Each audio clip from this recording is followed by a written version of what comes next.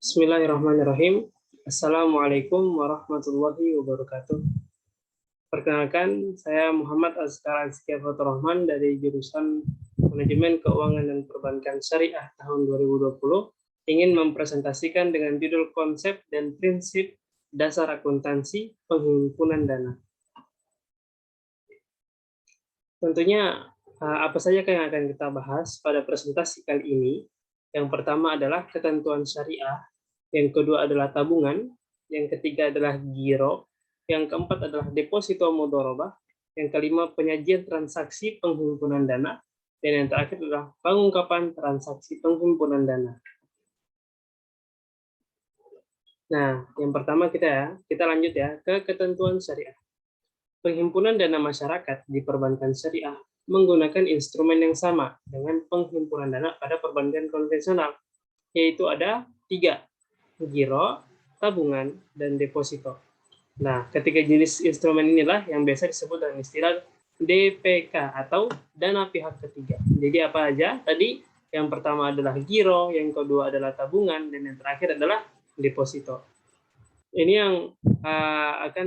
yang instrumen-instrumen yang akan digunakan pada penghimpunan dana masyarakat, baik di bank syariah ataupun bank konvensional. Kemudian, perbedaan mendasar mekanisme kerja instrumen penghimpunan dana syariah yang tadi, instrumen penghimpunan dana yang tadi antara syariah dan konvensional terletak pada tidak adanya bunga yang lazim digunakan oleh bank konvensional tersebut dalam memberikan keuntungan kepada nasabah. Nah, ketentuan tentang larangan haramnya menggunakan mekanisme bunga bagi bank syariah difatwakan nih oleh DSN, Dewan Syariah Nasional. Dalam fatwa DSN nomor 1 tentang giro, nomor 2 tentang tabungan, dan nomor 3 tentang deposito. Jadi ini adalah fatwa-fatwa yang memang mengharamkan penggunaan mekanisme bunga bagi bank syariah dalam hal instrumen penghimpunan dana. Kemudian selanjutnya, terdapat beberapa fatwa alternatif yang membenarkan prinsip syariah. Yang pertama adalah fatwa DSN nomor 1 tahun 2000 tentang giro. Kemudian yang kedua adalah fatwa DSN nomor 2 tahun 2000 tentang tabungan. Dan yang ketiga adalah fatwa DSN nomor 3 tahun 2000 tentang deposito. Nah, ini adalah beberapa fatwa alternatif yang dibenarkan oleh prinsip-prinsip syariah. Dan kemudian yang akan kita pelajari kali ini adalah beberapa fatwa alternatif yang dibenarkan prinsip syariah tadi. Yang pertama kan ada fatwa DSN nomor 1 tahun 2000 tentang giro. Nah, dalam fatwa ini menjelaskan bahwa mekanisme giro yang dibenarkan berdasarkan prinsip syariah adalah giro yang berdasarkan prinsip mudharabah dan wadiah. Kemudian yang kedua adalah fatwa DSN nomor 2 tahun 2000 tentang tabungan menjelaskan bahwa mekanisme tabungan yang dibenarkan bagi bank syariah adalah tabungan yang berdasarkan prinsip mudharabah dan wadiah. Sama seperti tadi, mekanisme giro maupun mekanisme tabungan harus berdasarkan prinsip mudharabah dan wadiah. Kemudian yang terakhir adalah fatwa DSN nomor 3 tahun 2000 tentang deposito yang menjelaskan bahwa deposito yang dibenarkan adalah deposito yang berdasarkan prinsip mudharabah. Oleh karena mekanisme penghimpunan dana pihak ketiga atau DPK tadi hanya mengenal 2 jenis, yaitu wadiah atau dalam arti bahasa Indonesia adalah titipan, dan mudharabah dalam arti bahasa Indonesia adalah bagi hasil. Secara teori, pengklasifikasian penghimpunan dana di bank syariah didasarkan pada penghimpunan berdasarkan wadiah dan penghimpunan berdasarkan mudharabah. Jadi pada intinya dari ketiga fatwa DSN ini pasti semuanya harus berdasarkan 2 prinsip. Yang pertama adalah prinsip mudharabah dan yang kedua adalah prinsip wadiah. Jadi seperti itu ya teman-teman. Kemudian tabungan. Tabungan menurut Undang-Undang Nomor 10 Tahun 1998 tentang perbankan adalah simpanan yang penarikannya hanya dapat dilakukan menurut syarat tertentu yang disepakati tetapi tidak dapat ditarik dengan cek, bilet giro, dan atau alat lainnya yang dipersamakan dengan itu. Nah, sama halnya dengan giro, mekanisme tabungan yang dibenarkan oleh DSN, Dewan Syariah Nasional, bagi bank syariah adalah seperti tabungan yang berdasarkan prinsip mudharabah dan wadiah. Kita kembali lagi ke dua prinsip tersebut, mudharabah dan wadiah. Maka tabungan mudharabah harus mengikuti ketentuan mudharabah yang ditetapkan oleh Dewan Syariah Nasional atau DSN. Sedangkan tabungan wadiah harus mengikuti ketentuan wadiah yang juga difatwakan oleh Dewan Syariah Nasional atau DSN.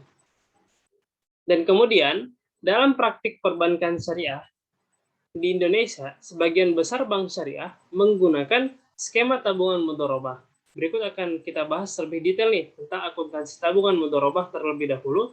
Kemudian kita akan melanjutkan pembahasannya ke pembahasan tabungan wadiah. Oke, kita lanjut ya. Sekarang kita akan yang namanya membahas nih, apa sih itu akuntansi tabungan mudharabah. Akuntansi untuk tabungan mudharabah dan penghimpunan dana bentuk lainnya yang menggunakan akad mudharabah pada dasarnya ini mengacu pada PSAK 105 tentang akuntansi mudharabah, khususnya yang terkait dengan akuntansi untuk pengelola dana. Berdasarkan PSAK 105 paragraf ke-25 dinyatakan bahwa dana yang diterima dari pemilik dana atau nasabah penabung dalam akad mudharabah diakui sebagai dana syirkah temporer sebesar jumlah kas atau nilai wajar aset non-kas yang diterima. Kemudian, transaksi penambahan tabungan mudharabah. Beberapa transaksi terkait tabungan mudharabah dapat mengakibatkan bertambahnya saldo nih kepada tabungan mudharabah tersebut. Nah, apa aja nih transaksinya? Transaksi tersebut antara lain adalah yang pertama, setoran tunai nasabah. Yang kedua, transfer dari kantor cabang lain ke rekening nasabah. Yang ketiga, transfer dari bank lain ke rekening nasabah. Dan yang terakhir adalah penerimaan bagi hasil mudharabah ke rekening nasabah. Kemudian, untuk transaksi yang bersifat transfer antar kantor, dalam praktik perbankan biasanya digunakan rekening sementara dengan nama rekening antar kantor atau bisa disingkat dengan RAK. Adapun untuk transaksi yang melibatkan transaksi antar bank yang berbeda, biasanya diselesaikan dalam mekanisme yang difasilitasi oleh Bank Indonesia atau pihak yang ditunjuk oleh Bank Indonesia itu sendiri.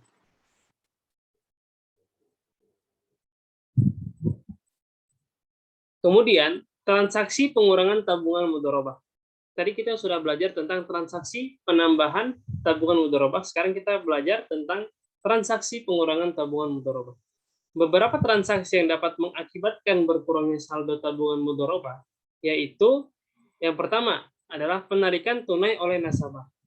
Yang kedua, transfer ke rekening lain pada bank yang sama. Yang ketiga, transfer kepada nasabah bank lain. Yang keempat, penarikan biaya administrasi tabungan, pajak, dan lainnya oleh bank.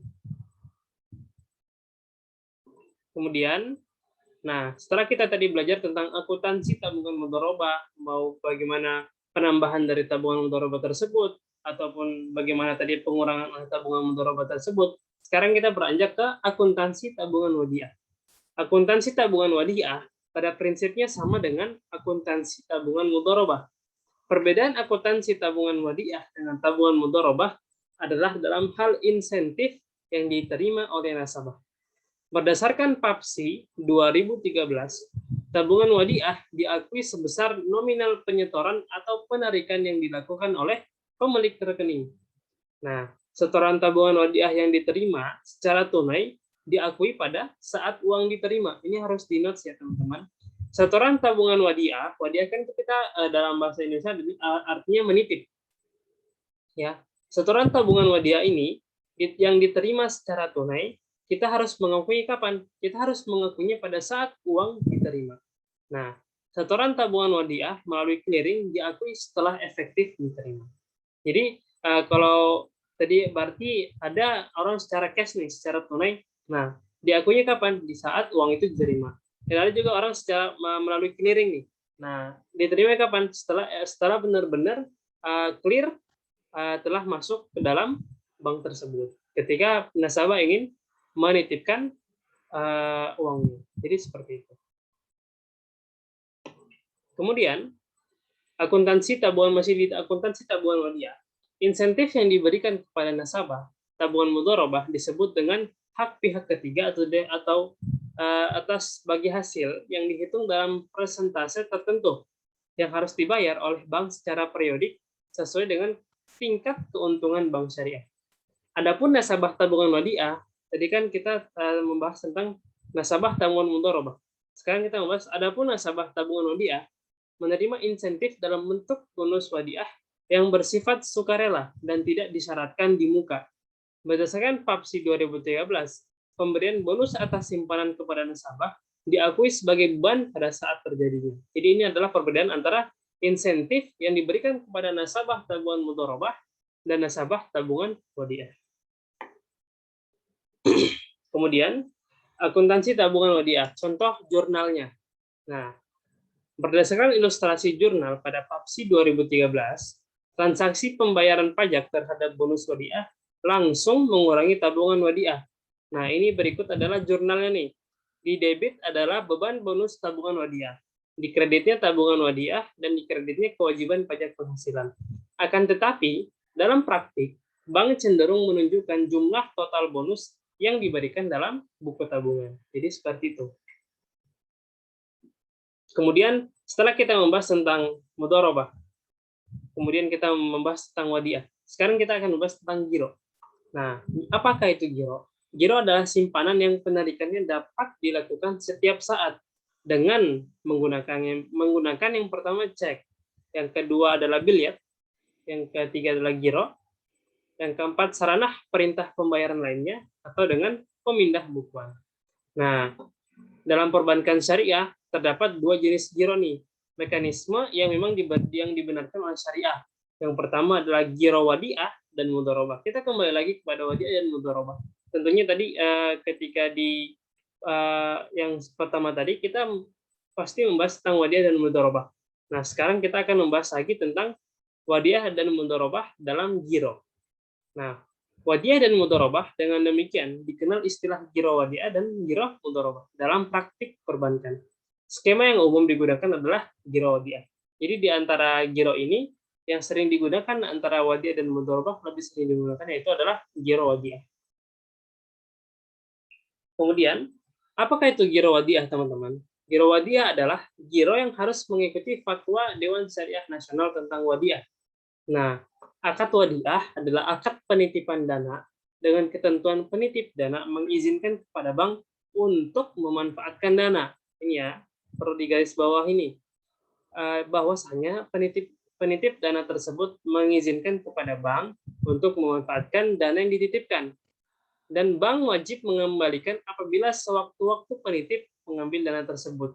Jadi ini memang diizinkan untuk memanfaatkan dana tersebut nih. Penitip mengizinkan, tetapi ketika penitip ini ingin sewaktu-waktu ataupun tiba-tiba ingin mengambil dana ini, maka bank harus siap sedia untuk langsung mengembalikan dana tersebut kepada penitip.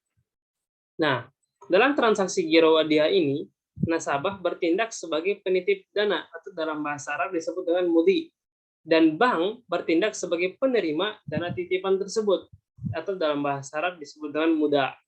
Nah, bank berkewajiban menjaga dana titipan dan bertanggung jawab atas pengembaliannya bila sewaktu-waktu ditarik oleh nasabah pemilik dana titipan. Jadi harus diperhatiin baik-baik ya, bahwasanya wadiah itu memang boleh dana yang dititipkan oleh penitip tadi dimanfaatkan oleh bank, tapi bank harus siap selalu apabila sewaktu-waktu ataupun tiba-tiba pemilik dana tersebut penitip dana tersebut ingin mengambil dana itu langsung. Jadi seperti itu. Kemudian giro wadiah, keuntungan atas pengelolaan dana titipan tersebut menjadi milik bank. Nah, karena hakikat wadiah adalah qard dan pada prinsipnya tidak ada bonus yang diberikan oleh bank kepada pemilik dana wadiah. Jadi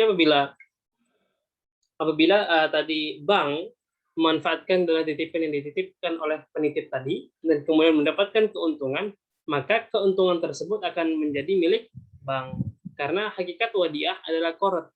Nah, dan pada prinsip qard itu tidak ada bonus yang diberikan dari bank kepada penitip kepada pemilik dana wadiah. Kendati demikian, bank syariah diperbolehkan memberikan bonus sukarela kepada pemilik dana wadiah dengan syarat tidak diperjanjikan di muka. Tapi karena dengan seperti ini, Islam juga kan otomatis tidak akan yang namanya tidak memberikan suatu ihsan, istilahnya, suatu bonus, ihsan atau bonus kepada pemilik dana wadiah tadi, karena dia sudah istilahnya menitipkan uang yang dapat dimanfaatkan oleh bank. Nah, bank itu diperbolehkan untuk memberikan bonus sukarela, tapi ini secara sukarela dan tidak ada perjanjian sebelumnya. Apabila ada perjanjian sebelumnya, maka ini bukan namanya akad wadiah. Jadi seperti itu. Kemudian transaksi penambahan rekening giro wadiah. Tadi kan kita sebelumnya kita sudah belajar transaksi penambahan tabungan mudharabah. Nah, sekarang kita akan belajar tentang transaksi penambahan rekening giro wadiah. Rekening giro wadiah dapat bertambah melalui yang pertama, transaksi penyetoran tunai. Yang kedua, transfer dari tabungan maupun giro cabang lain dari bank yang sama. Kemudian yang ketiga, penerimaan cek dari nasabah bank lain yang diuangkan oleh nasabah suatu bank. Dan yang terakhir adalah penerimaan bonus giro wadiah dari bank syariah. Ini adalah yang dapat menyebabkan bertambahnya transaksi pada rekening giro wadiah. Kemudian setelah kita membahas tentang transaksi penambahan giro wadiah, tentunya kita akan membahas tentang transaksi pengurangan giro wadiah. Nah, beberapa transaksi yang berakibat terjadinya berkurangnya saldo giro wadiah antara lain. Yang pertama adalah penarikan cek oleh nasabah giro wadiah untuk ditukar secara tunai, dan yang kedua adalah penarikan bilet giro untuk ditransfer ke cabang lain bank yang sama atau nasabah bank lain. Yang terakhir adalah potongan administrasi dan pajak tabungan. Jadi ini adalah penyebab terjadinya pengurangan pada transaksi giro wadiah. Nah, tadi kita sudah belajar tentang giro wadiah, tentang transaksi penambahan giro wadiah maupun transaksi pengurangan giro wadiah. Sekarang kita akan belajar ke setelah wadiah pastinya kita akan belajar tentang mudharabah, tapi dalam hal giro ya. Sekarang kita akan membahas tentang giro, kita akan mempelajari tentang giro mudharabah. Giro mudharabah merupakan instrumen penghimpunan dana melalui produk giro yang menggunakan akad mudharabah. Nah, giro mudharabah ini harus tentunya mengikuti yang namanya Fatwa Dewan Syariah Nasional tentang mudharabah. Apa sih akad mudharabah itu? Akad mudharabah ini adalah akad yang digunakan dalam perjanjian antara pihak penanam dana dan pengelola dana untuk melakukan kegiatan usaha tertentu. Nah, dengan pembagian keuntungan antara kedua belah pihak berdasarkan nisbah yang telah disepakati sebelumnya. Jadi, secara garis besar, akad mudharabah ini adalah akad yang digunakan oleh pemodal dengan yang akan mengelola modal tersebut. Nah, nanti apabila terdapat keuntungan, pembagian keuntungan ini akan sesuai dengan berdasarkan dengan nisbah atau bagian-bagian yang telah disepakati oleh kedua pihak tersebut sebelumnya, sebelum memulai akad mudharabah ini. Jadi seperti itu. Itu yang dimaksud dengan akad mudharabah. Nah, kemudian akuntansi giro mudharabah pada prinsipnya sama dengan akuntansi giro wadiah. Nah, tapi ternyata terdapat perbedaan nih. Apa perbedaannya? Pembedaan antara akuntansi giro mudharabah dengan giro wadiah yang sudah dibahas tadi adalah dalam hal insentif yang diterima oleh nasabah. Nah, berarti ada dong perbedaannya antara tadi giro wadiah dan giro mudharabah. Dalam giro wadiah, insentif yang diterima adalah bonus giro wadiah yang bersifat sukarela dan tidak disyaratkan di muka. Adapun insentif yang diterima nasabah giro mudharabah adalah bagi hasil dalam persentase tertentu yang harus dibayar oleh bank secara periodik sesuai dengan tingkat keuntungan bank syariah. Jadi ini adalah perbedaan yang memang sangat-sangatlah berbeda antara giro wadiah dan giro mudharabah dalam hal pembagian insentif tentunya. Kemudian setelah kita mempelajari tentang giro mudharabah, sekarang kita akan mempelajari tentang deposito mudharabah. Kita akan mempelajari tentang deposito mudharabah. Sebelumnya kita harus tahu dong, apa sih itu deposito? Nah, menurut Undang-Undang Nomor 21 Tahun 2008 tentang perbankan syariah, deposito adalah investasi dana berdasarkan akad mudharabah atau akad lain yang tidak bertentangan dengan prinsip syariah yang penarikannya hanya dapat dilakukan pada waktu tertentu berdasarkan akad antara nasabah penyimpan dan bank syariah dan atau unit usaha syariah atau disingkat dengan UUS. Nah, Fatwa DSN nomor 3 tahun 2000 menyatakan bahwa deposito yang dibenarkan dalam syariah adalah deposito yang berdasarkan prinsip mudharabah. Dalam transaksi deposito mudharabah, nasabah bertindak sebagai pemilik dana atau dalam bahasa Arab disebut shahibul mal, dan bank bertindak sebagai pengelola dana atau dalam bahasa Arab disebut mudharib. Nah, ini ya teman-teman, apa maksud dari deposito itu dan bagaimanakah deposito yang dibenarkan dalam syariah menurut fatwa tentunya dari DSN, Dewan Syariah Nasional. Kemudian deposito mudharabah, masih di deposito mudharabah dalam kapasitas yang sebagai mudharib, bank dapat melakukan berbagai macam usaha yang tidak bertentangan dengan prinsip syariah tentunya dan mengembangkannya, termasuk bermudharabah dengan pihak lain. Dan modal yang didepositokan harus dinyatakan dalam bentuk tunai, bukan piutang. Adapun pembagian piutang harus dinyatakan dalam bentuk nisbah dan dituangkan dalam pembukaan rekening. Jadi harus dinyatakan dalam bentuk nisbah atau dalam bentuk bagian dan dituangkan dalam pembukaan rekening. Kemudian masih di deposito mudharabah, sebagai mudharib, bank menutup biaya operasional deposito dengan menggunakan nisbah keuntungan yang menjadi haknya, dan bank tidak diperkenankan mengurangi nisbah keuntungan nasabah tanpa adanya persetujuan dari nasabah yang bersangkutan. Jadi nggak boleh ya bank ini mengurangi nisbah keuntungan dari nasabah tanpa adanya persetujuan dari nasabah yang bersangkutan. Kemudian masih di deposito mudharabah, siklus kegiatan deposito. Nah, siklus kegiatan deposito dimulai dari transaksi pembukaan deposito oleh nasabah. Nah, kemudian pada saat itu antara nasabah dan bank sudah menyepakati nisbah bagi hasil, dasar dan jangka waktu deposito atau tanggal pencairan deposito. Nah, selama jangka waktu deposito ini, saldo deposito bersifat tetap karena pengambilan atau penambahan deposito hanya dilakukan saat jatuh tempo atau saat penutupan jika ingin diambil sebelum jatuh tempo. Nah, bagi hasil yang diterima oleh nasabah, dimasukkan ke rekening yang lain, dan pajak yang mesti dibayar langsung diambil dari bagi hasil yang akan diberikan kepada nasabah tersebut. Ini adalah siklus kegiatan deposito dari deposito mudharabah. Kemudian penyajian transaksi penghimpunan dana. Penyajian akun yang berkaitan dengan transaksi penghimpunan dana didasarkan pada akad yang digunakan. Berdasarkan PAPSI 2013, terdapat beberapa akun yang berkaitan dengan penghimpunan dana dengan akad mudharabah yang disajikan sebagai berikut. Yang pertama, dana mudharabah disajikan sebagai dana syirkah temporer dengan memisahkan antara dana mudharabah yang berasal dari bank dan yang berasal dari bukan bank. Kemudian yang kedua, bagi hasil dana mudharabah yang sudah diperhitungkan dan telah jatuh tempo tetapi belum diserahkan kepada nasabah, disajikan dalam pos kewajiban segera. Kemudian yang ketiga, bagi hasil dana mudharabah yang sudah diperhitungkan pada akhir periode, tetapi belum jatuh tempo, disajikan dalam pos bagi hasil yang belum dibagikan.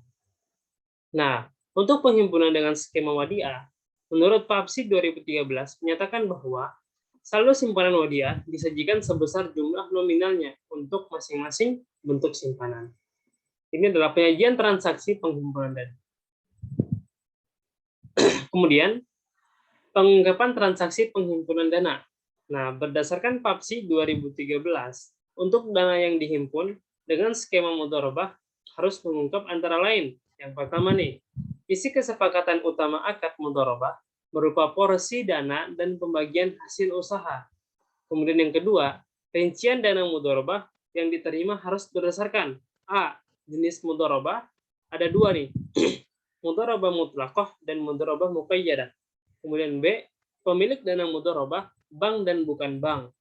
Yang C, jenis mata uang dana mudharabah, rupiah dan valuta asing.